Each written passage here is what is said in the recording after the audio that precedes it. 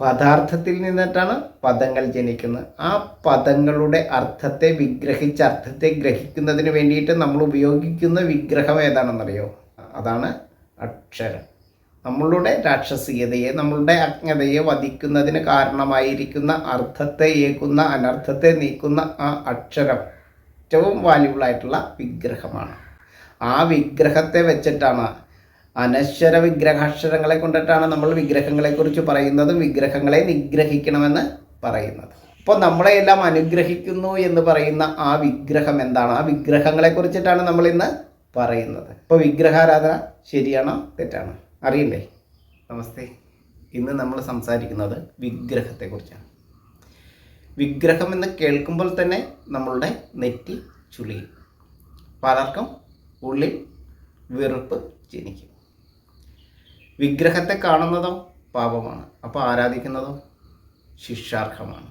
ഇന്ന് വിഗ്രഹം എന്ന് പറഞ്ഞ് നമ്മൾ എന്തിനു വേണ്ടി വെറുത്ത് വിഗ്രഹിക്കുവാൻ കഴിയാത്ത രീതിയിൽ, വിഗ്രഹം എന്നതിനെ വിഗ്രഹിക്കാൻ കഴിയാത്ത രീതിയിലേക്ക് എത്തി നിൽക്കുകയാണ്. വിഗ്രഹം എന്ന് പറഞ്ഞാൽ അറിയണം, എല്ലാ മതസ്ഥരും അറിയണം, മതമില്ലാത്തവരും അറിയണം വിഗ്രഹം എന്താണുള്ളത്.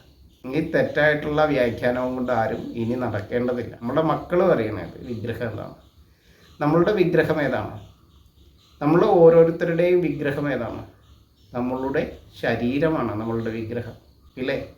നമ്മളുടെ വിഗ്രഹം ഏതാണ്? നമ്മളുടെ ശരീരമാണ്. നമ്മളുടെ ഐഡൻറ്റിറ്റി ഏതാണ്? ആ വിഗ്രഹമാണ്, അല്ലേ? വിഗ്രഹം എന്ന് പറഞ്ഞാൽ എന്താണ് അർത്ഥം? ശരീരം എന്നാണ് അർത്ഥം.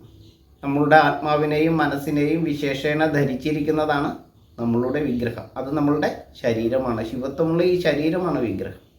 നമ്മളുടെ ഈ വിഗ്രഹത്തിൽ നിന്നും ആത്മാവും മനസ്സും നഷ്ടപ്പെട്ടാലോ അത് പിന്നെ വിഗ്രഹമാവില്ല. വിഗ്രഹിക്കുവാനുള്ള ശേഷി നമുക്ക് നഷ്ടപ്പെടും. അപ്പോൾ അത് വെറും ശവശരീരമാവും, അല്ലേ? ശവശരീരമായാലോ അത് ഈ ഭൂമിയിലേക്ക് ലയിക്കും. വിശേഷേണ അഞ്ചും ചേർന്ന ഈ പ്രപഞ്ചത്തിലേക്ക് അത് ലയിക്കും. ത്രിഗുണവൈഭവങ്ങൾ പരമാണുവായി നിലനിൽക്കുമ്പോഴാണ് ഒരു ശരീരം വിഗ്രഹമാകുന്നത്. വിവിധങ്ങളായിട്ടുള്ള സുഖദുഃഖങ്ങളെ ഗ്രഹിക്കുന്നതാണ് വിഗ്രഹം, നമ്മളുടെ ശരീരം. ആ ഗ്രഹിക്കുന്നത് നമ്മൾ പരമാണുവായിരിക്കുന്ന അവസ്ഥയിലാണ്. ആത്മാവ്, മനസ്സ്, ശരീരം എന്ന് പറയുന്ന ത്രിഗുണവൈഭവത്താലാണ് എല്ലാം ഗ്രഹിക്കുവാൻ കഴിവുള്ളവനായിട്ട് നമ്മൾ വിഗ്രഹമായിട്ട് നിൽക്കുന്നത്. നമ്മൾ തന്നെയാണ് വിഗ്രഹം. വിഗ്രഹിക്കുക എന്ന് പറഞ്ഞാൽ എന്താ അർത്ഥം എന്നറിയാം? സമാസപദം ഘടകങ്ങളാക്കി വേർതിരിച്ച് ഗ്രഹിക്കുക, വിസ്തരിക്കുക എന്നാണ് അർത്ഥം. അങ്ങനെ സമാസപദം വിഗ്രഹിക്കുവാനും വിസ്തരിക്കുവാനും കഴിവുള്ള, എല്ലാത്തിനെയും ഗ്രഹിക്കുവാൻ കഴിവുള്ളവരാവണം. അങ്ങനെയുള്ള വിഗ്രഹങ്ങളാവണം നമ്മൾ. നമുക്ക് ഗ്രഹിക്കുവാൻ കഴിയണം. അപ്പോഴാണ് ഏതൊരു വിഗ്രഹത്തിൻ്റെയും വിശേഷങ്ങളെയും സവിശേഷതകളെയും മറ്റുള്ളവരുടെ സുഖദുഃഖാദികളെയും എല്ലാം ഗ്രഹിക്കുവാനായിട്ട് നമുക്ക് കഴിയുന്നത്. നമ്മൾ നിൽക്കുന്നത് ഏത് വിഗ്രഹത്തിലാണെന്നറിയോ? നമ്മൾ വിഗ്രഹത്തിനെതിരെ വിഗ്രഹം നശിപ്പിക്കേണ്ടതാണ്, വിഗ്രഹാരാധന തെറ്റാണെന്ന് പറഞ്ഞുകൊണ്ട് നമ്മൾ ചവിട്ടി നിൽക്കുന്ന വിഗ്രഹം ഏതാണെന്നറിയോ?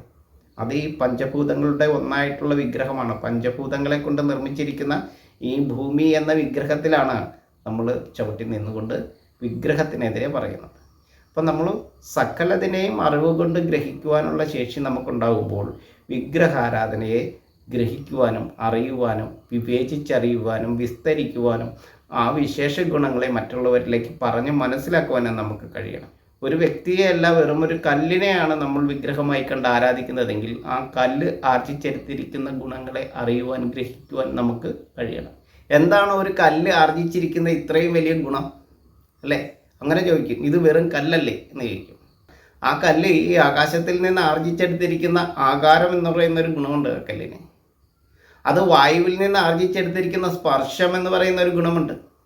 അത് അഗ്നിയിൽ നിന്നും ആർജിച്ചെടുത്തിരിക്കുന്ന ദൃശ്യം എന്ന് പറയുന്ന ഒരു ഗുണമുണ്ട് ആ കല്ലിന്. ജലത്തിൽ നിന്ന് ആർജിച്ചെടുത്ത രസം എന്ന് പറയുന്ന ഒരു ഗുണമുണ്ട് ആ കല്ലിന്. ഈ 4 ഭൂതങ്ങളാലും ആ കല്ല് സ്വയം ആർജിച്ചെടുത്ത ഒരു ഗുണവും കൂടി അതിനുണ്ട്. ഗന്ധം എന്ന് പറയുന്ന ഗുണമുണ്ട്. വിഗ്രഹം എന്ന് പറയുന്ന ഈ വെറും കല്ലാർജിച്ചെടുത്തിരിക്കുന്ന സ്പർശം, രസം, ഗന്ധം, രൂപം, ശ്രവണം എന്ന് പറയുന്ന ആ ദ്രവ്യവിശേഷങ്ങളാണ് നമ്മളുടെ പഞ്ചേന്ദ്രിയ വിശേഷങ്ങൾക്ക് കാരണമായിരിക്കുന്നത്. നമ്മൾ അറിവിനെ സ്വീകരിക്കുന്നതിന് കാരണമായിരിക്കുന്ന വിശേഷം ആരുടേതാണ്? അത് കല്ലാർജിച്ചെടുത്തിരിക്കുന്ന വിശേഷമാണ്. ആ കല്ലിനെ നമുക്ക് പൂജിക്കേണ്ടതില്ലേ? ഈ പഞ്ചഭൂതാത്മകമായിരിക്കുന്ന ഭൂമിയെ നമുക്ക് സംരക്ഷിക്കേണ്ടതില്ലേ? സംരക്ഷണത്തിൻ്റെ പരമമായിട്ടുള്ള അവസ്ഥയല്ലേ ആരാധന? അപ്പോൾ വിഗ്രഹങ്ങളെ അർത്ഥമറിഞ്ഞ് ആചരിക്കുമ്പോഴാണ് അത് അനർത്ഥങ്ങളെ ഇല്ലാതാക്കുന്നത്. അർത്ഥമറിഞ്ഞിട്ട് അതിനെ ചേർത്ത് വെക്കേണ്ടതാണെങ്കിൽ അതിനെ സംരക്ഷിക്കുകയാണ്. സംരക്ഷണത്തിൻ്റെ പരമമായിട്ടുള്ള അവസ്ഥയിൽ ആരാധിക്കേണ്ടതാണെങ്കിൽ ആരാധിക്കുക തന്നെയാണ് ചെയ്യേണ്ടത്. നമ്മളുടെ വിഗ്രഹം എന്ന് പറഞ്ഞാൽ എന്താണ്? നമ്മളുടെ ശരീരമാണ്. സുഖദുഃഖാദികളെ ഗ്രഹിക്കുവാനുള്ള ശേഷിയാണ് നമുക്കുണ്ടാവേണ്ടത്. ഈ പ്രപഞ്ചത്തെ അറിയുവാനും അറിവിനെ ഗ്രഹിക്കുവാനുള്ള ശേഷിയാണ് നമുക്കുണ്ടാവേണ്ടത്. അപ്പോൾ വിഗ്രഹങ്ങളെ നമുക്ക് സ്നേഹിക്കാൻ കഴിയും. വിഗ്രഹാരാധനയെ കണ്ണുമടച്ച് എതിർക്കാതിരിക്കാനായിട്ടും നമുക്ക് കഴിയും. Moozhikkarott gold and diamonds, Brahmamangalam.